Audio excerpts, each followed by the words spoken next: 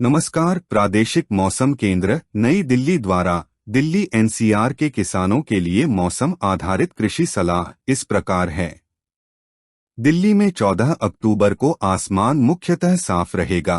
15 और 16 अक्टूबर को सुबह के समय कोहरा धुंध रहने की संभावना है। आसमान मुख्यतः साफ रहेगा। दिल्ली में आज अधिकतम तापमान 31 से 33 डिग्री सेल्सियस तक रहने का अनुमान है, जो कि है अगले 2 दिनों में इन तापमानों में 1 से 2 डिग्री की बढ़ोतरी होने की संभावना है।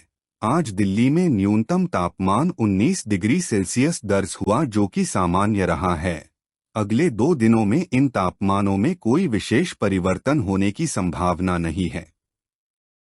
मौसम के पूर्वानुमान को देखते हुए किसानों को सलाह दी जाती है कि रबी फसल की बुवाई से पहले खेत की सफाई की सलाह दी जाती है। मेड़ों, नालियों, बंजर खेतों और खेत की सड़कों को खरपतवार हटाकर साफ कर देना चाहिए।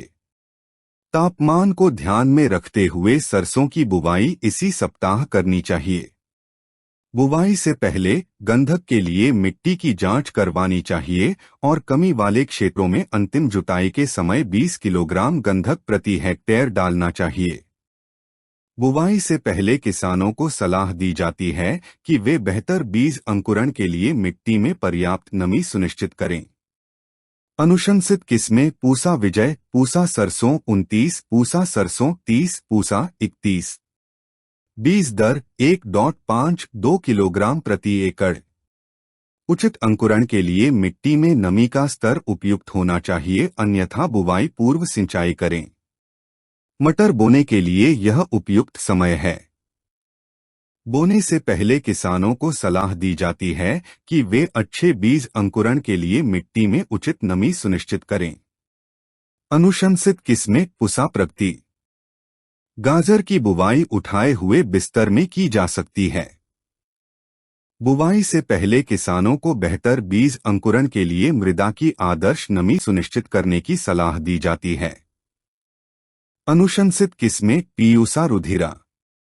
सरसों का साग पासा साग 1, बथुआ पासा बथुआ 1, मूली जापानी व्हाइट हिलक्वीन फ्रेंच मूली, पालक ऑल ग्रीन पासा भारती, मेथी पासा कसूरी, धनिया पंथ हरितमा, हाइब्रिड्स शलगम पासा स्वाति। स्थानीय लाल किस्म की बुवाई के लिए यह समय उपयुक्त है। बुवाई से पहले किसानों को बेहतर बीज अंकुरण के लिए मिट्टी में पर्याप्त नमी सुनिश्चित करने की सलाह दी जाती है। फूल गोभी, पत्ता गोभी, ब्रोकोली और टमाटर के परिपक्व पौधों का प्रत्यारोपण उच्च तख्त पर भी किया जा सकता है।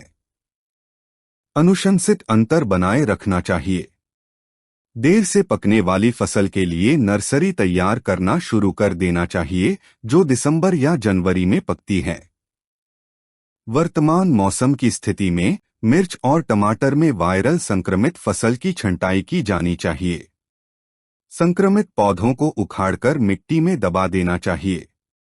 यदि संक्रमण अधिक है तो कीट निषेधक नियंत्रण के लिए इमिडाक्लोप्रिड @0.3 मिलीलीटर प्रति लीटर पानी का छिड़काव करने की सलाह दी जाती है।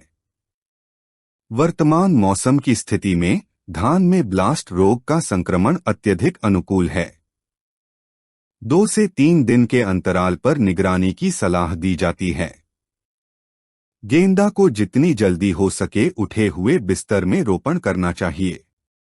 ग्लैडियोलस की बुवाई तैयार किए गए खेतों में करनी चाहिए। कृपया लाइक, शेयर और सब्सक्राइब करें। धन्यवाद।